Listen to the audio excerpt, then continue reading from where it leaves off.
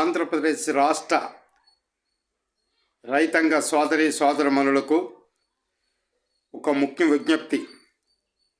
అమలారా ఐలారా, ఈరోజు పార్లమెంటు సమావేశాలు జరుగుతున్నటువంటి సందర్భంలో మన ప్రీతమ ముఖ్యమంత్రి నారా చంద్రబాబు నాయుడు గారు ప్రతి నియోజకవర్గంలో ఎమ్మెల్యేలు పొలంబాట పట్టాలని చెప్పేసి పిలిపించారు. బాగా గమనించాలి.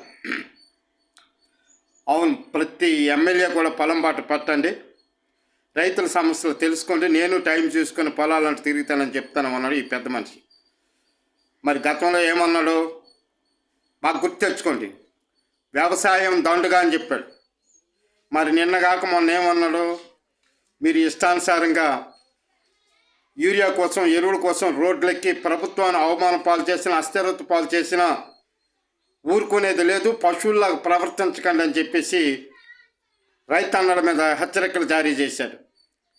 మరి ఆ తర్వాత అసెంబ్లీ జరుగుతున్న సందర్భంలో కూడా రైతులు పిచ్చి పిచ్చి వేషాలు వేయొద్దు, సక్రమంగా ఉండండి, యూరియా వల్ల అనేకమైన అనార్థాలు, క్యాన్సర్ జబ్బులు అన్నీ వస్తాయి కాబట్టి యూరియాను నిషేధించాలి, ఇంకా పిచ్చి పిచ్చి వేషాలు వేస్తే జైల్లో పెడతామని చెప్పేసి చెప్పినట్టు ఈ పెద్ద మనిషి ఈరోజు మాట మార్చి మళ్ళీ పొలంబాట పట్టాలట.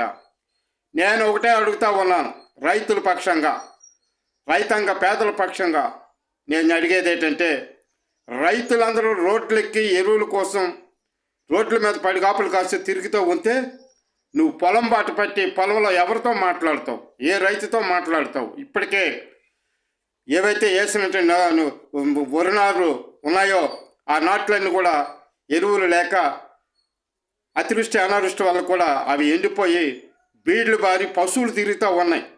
మీరు వెళ్తే ఆ పశువులే సమాధానం చెప్తాయి. రైతులు పశువుని నువ్వు వర్ణించావు, పశువులా ప్రవర్తించొద్దని నువ్వు హెచ్చరికలు చేస్తావు. మీరు పొలాల బాట పడితే పొలాల్లోకి వెళ్తే పశువులు పొలాల్లో ఉంటే ఆ పశువులే తిరిగి మీకు సమాధానం చెప్తాయి. ఎందుకంటే ఆ పాడి పశువులన్నీ కూడా ఇప్పుడు అనారోగ్యాలకి గురైపోతున్నప్పుడు కూడా హాస్పిటల్లో సిబ్బంది కొరవ, మందుల కొరత, అన్ని కొరతలు కూడా ఏర్పడుతున్నాయి. వాటికి పశువులకు అవసరమైనటువంటి వైద్య సౌకర్యాలు ప్రతి గ్రామంలో కూడా చాలా కొరతగా ఉంది. ఎక్కడ కూడా నాణ్యమైనటువంటి వాటికి అవసరమైనటువంటి మందులు కానీ, అవసరమైనటువంటి హాస్పిటల్ కానీ, అవసరమైనటువంటి సిబ్బంది కానీ కొరతగా ఉంది, కరువుగా ఉంది. కాబట్టి అవి పశువులు కూడా తిరిగి మీ ఎమ్మెల్యేలకి మీకు తగిన గుణపాఠం చెప్తాయి, బుద్ధి చెప్తాయి అని చెప్పేసి ఈ సందర్భంగా నేను ప్రభుత్వానికి హెచ్చరిక చేస్తూ రైతుల పక్షంగా సమాధానం చెప్పడం జరుగుతుంది. ఈ వీడియో నచ్చినట్లయితే తప్పనిసరిగా లైక్ చేసి, షేర్ చేసి